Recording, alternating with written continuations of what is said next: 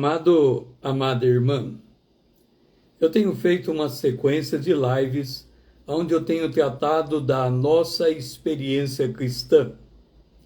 Uma das primeiras lives eu demonstrei a natureza da igreja. A igreja é formada por todo tipo de gente, em todo tipo de experiência.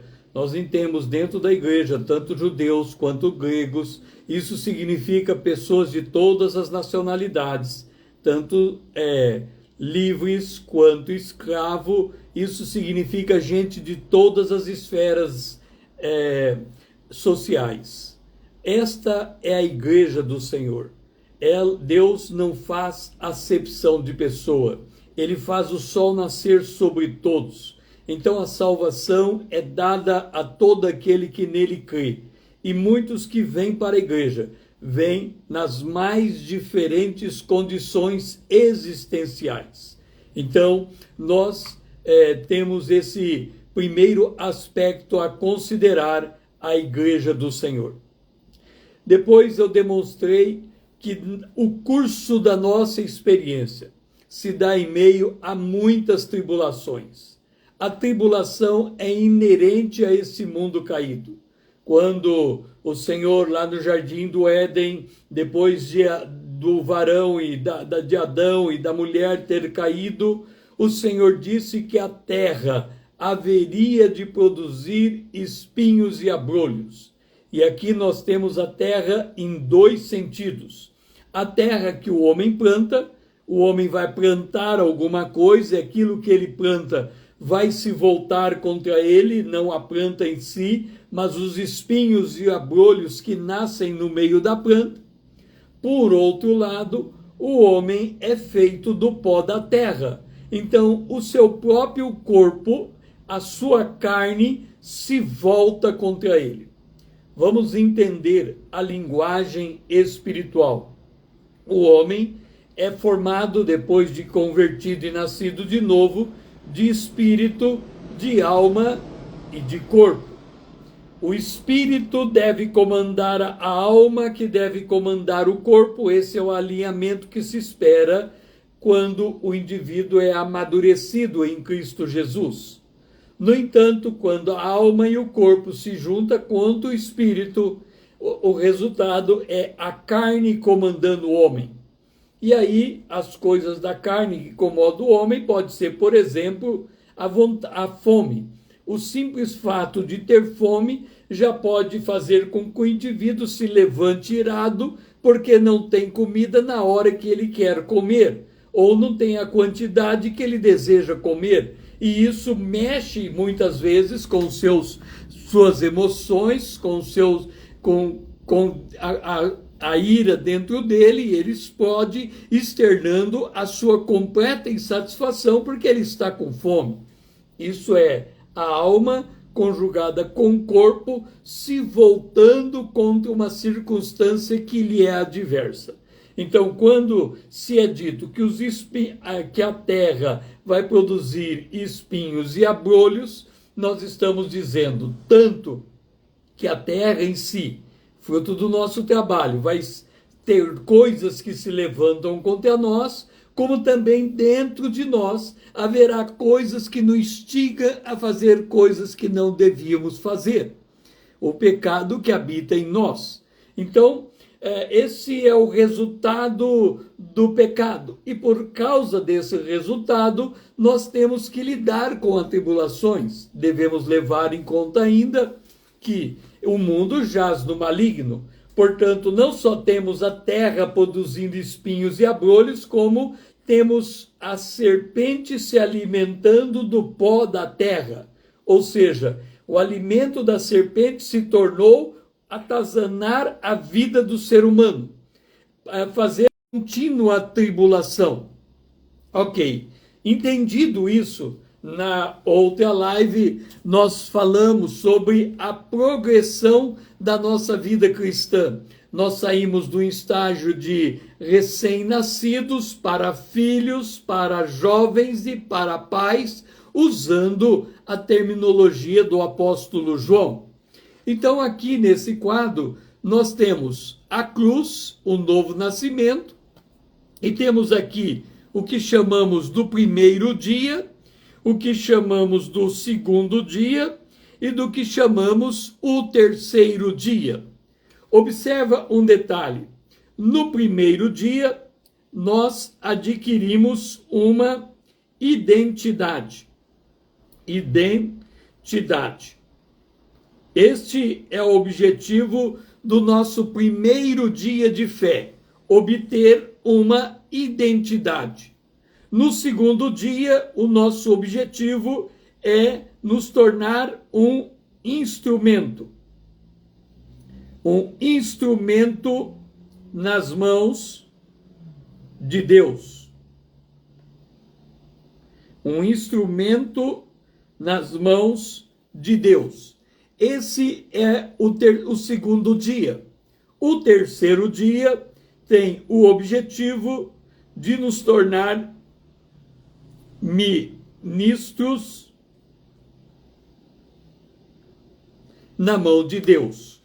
Então, a progressão da vida cristã, ela se dá em 3 estágios. No primeiro estágio, nós adquirimos uma identidade. No segundo estágio, nós somos instrumentalizados para sermos uma bênção na mão de Deus. E no terceiro estágio, exercemos o ministério. As pessoas hoje, a tendência natural a uma sociedade de fast food, uma sociedade de micro-ondas, uma sociedade que acha que tudo tem que ser feito da noite para o dia. Ele pensa que ele pode nascer de novo num dia, no segundo dia estudar um pouco a Bíblia e no terceiro dia abrir uma igreja e se tornar um ministro do Evangelho. Do ponto de vista das Escrituras, não é assim que as coisas deveriam acontecer. E nós temos que aprender a verdade pela verdade, para que aprendendo com base na verdade, nós possamos, se assim desejarmos, ajustarmos a nossa vida de acordo com a palavra de Deus, e não de acordo com os programas que os homens intentam impor sobre nós. Bom, eu na última live falei que o padrão para esses 3 estágios nós encontramos, por exemplo, na vida de Moisés. Moisés passou 40 anos no primeiro estágio, ele passou 40 anos no segundo estágio e ele passou 40 anos no terceiro estágio. O que demonstra que para Deus formar um homem de Deus demanda tempo. No caso de Moisés, 40 anos para adquirir sua identidade, 40 anos para se tornar um instrumento nas mãos de Deus e 40 anos exercendo o seu ministério.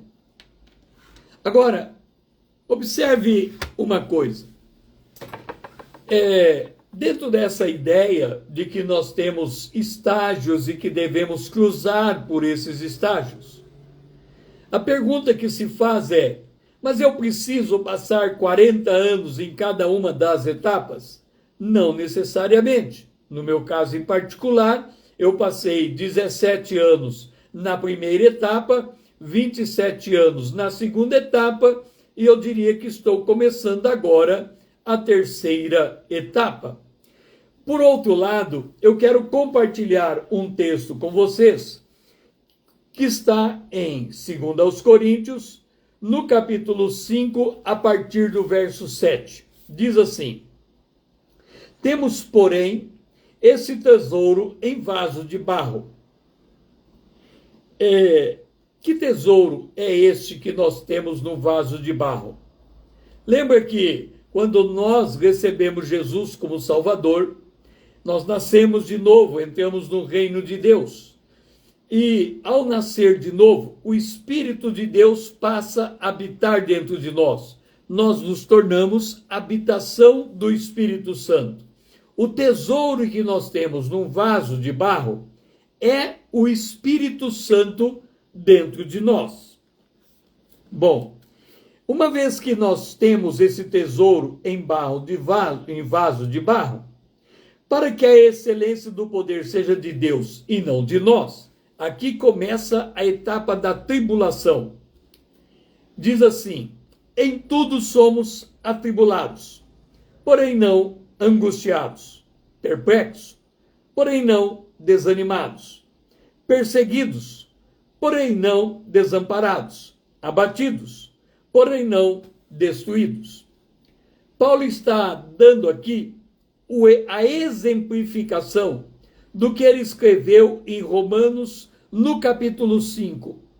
No capítulo 5 de Romanos, ele disse que nós nos gloriamos na esperança da glória de Deus, e depois ele disse que nós nos gloriamos na tribulação.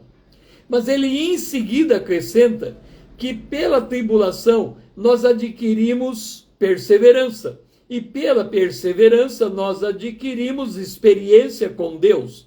E pela experiência com Deus nós fortalecemos a nossa fé na esperança da glória de Deus.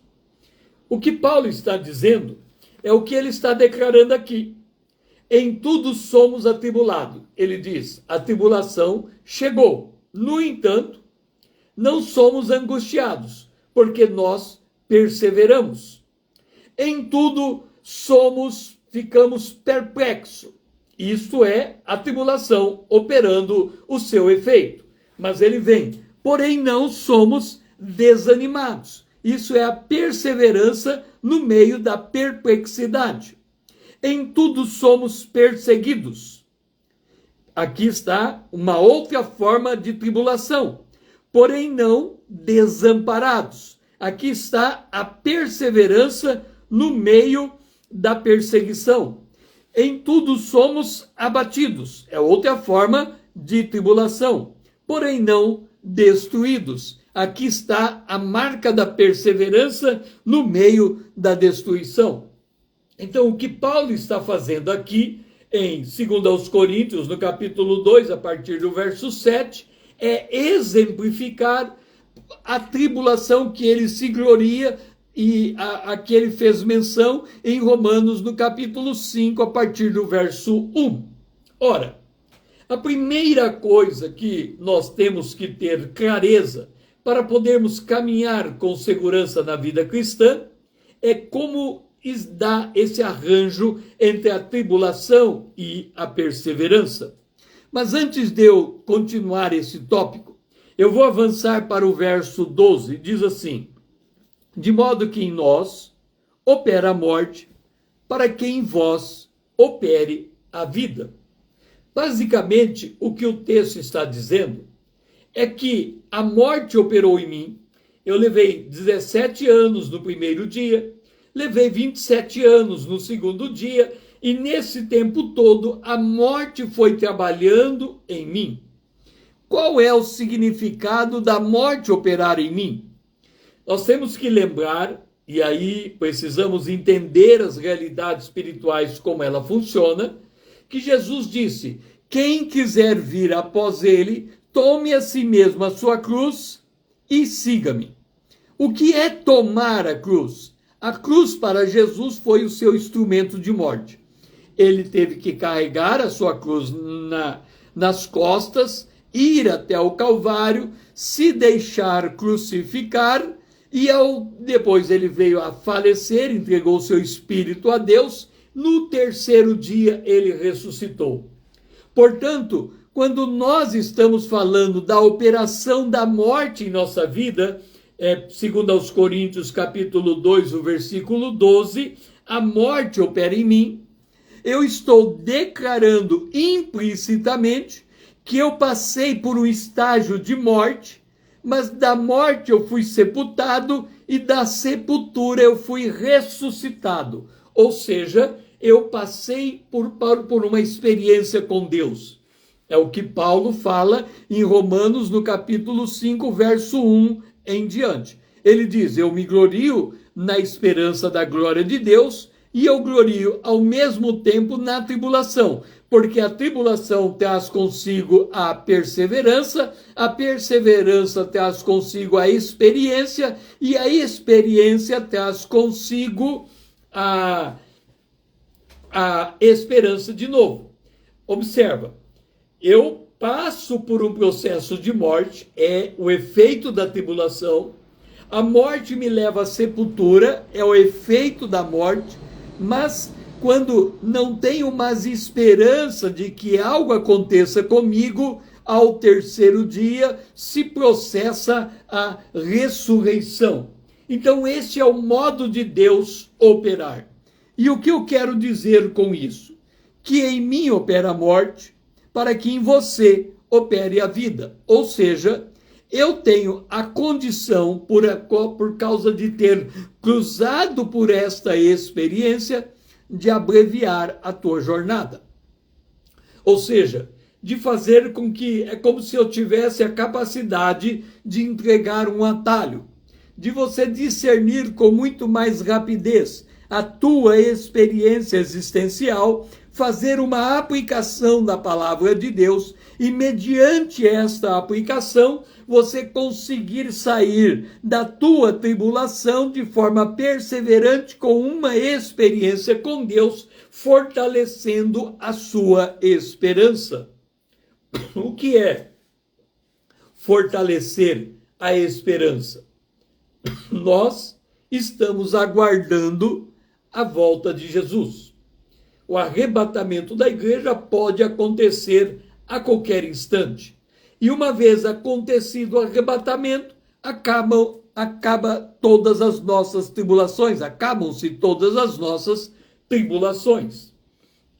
Então, quando nós andamos com Deus, nós adquirimos uma cosmovisão, uma maneira diferente de enxergar o mundo. O que eu quero e tenho feito nessas lives é compartilhar a minha experiência com você.